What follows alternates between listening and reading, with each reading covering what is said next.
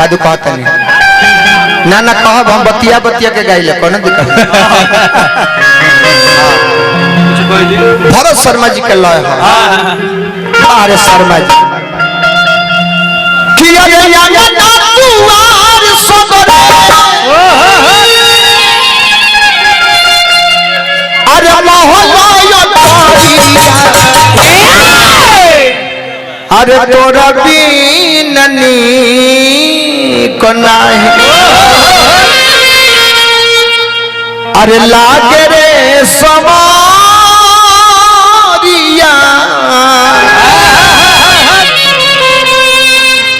अरे तोरा बीननी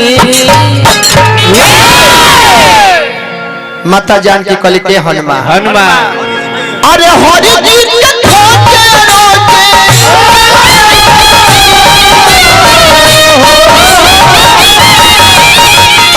हरि जी के खोजे रोजे निजला नजरिया अरे कही हनुमान श्री राम से खबर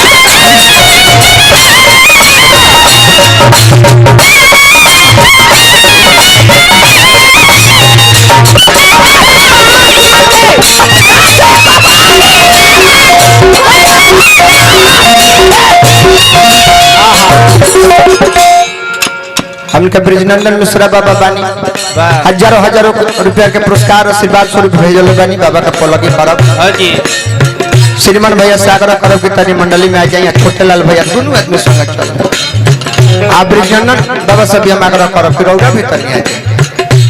हां हां माता जानकी कली के हनुमान कोसल करे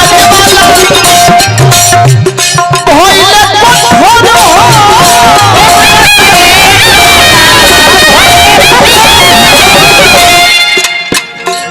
लेदारों के लेदार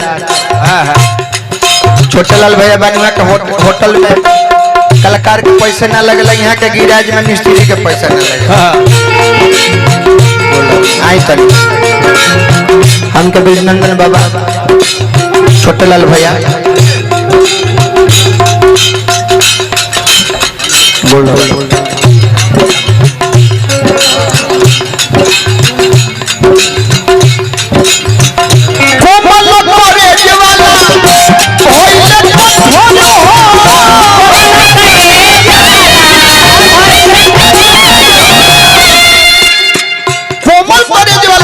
कठोर हो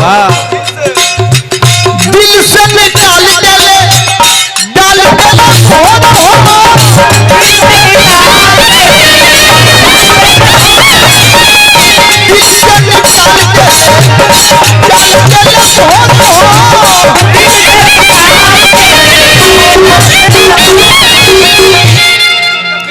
हमारे चाचा मदन चाचा भी खड़ा हो जाए यही लगल है। हेलो हेलो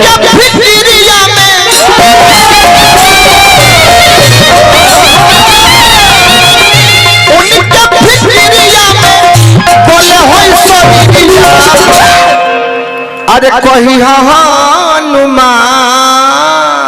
श्री अरे राम से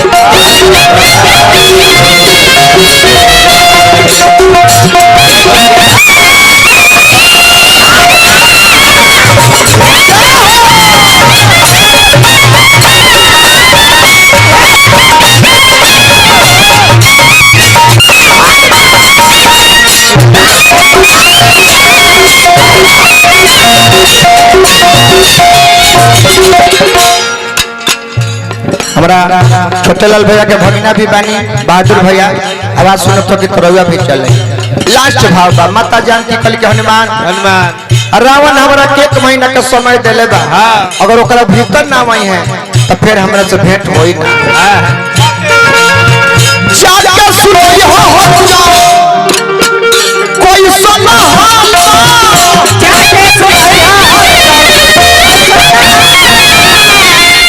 ब्रिजनंदन बाबा तनी खड़ा हो जाए। स्वागत है मुखिया। हेलो हेलो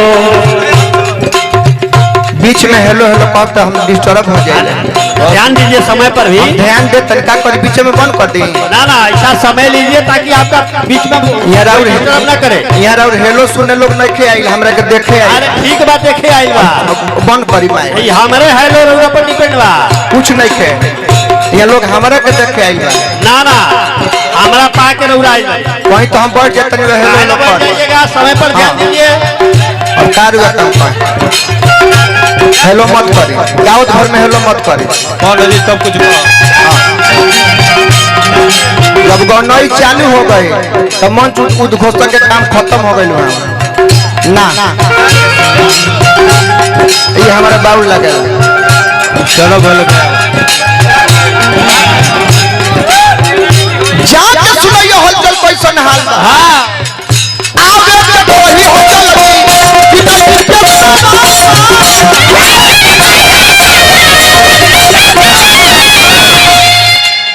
सोनू सोनू दिल मनवा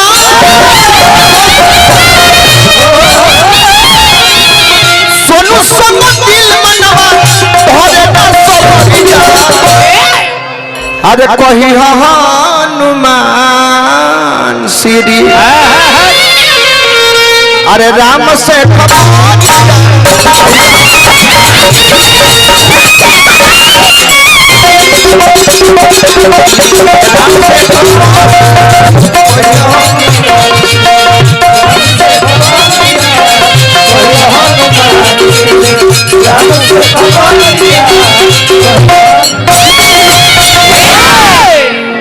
तो 3 गो रउआ गौले रहनी है। 3 गो के जवाब हम 3 गो से दे दिले।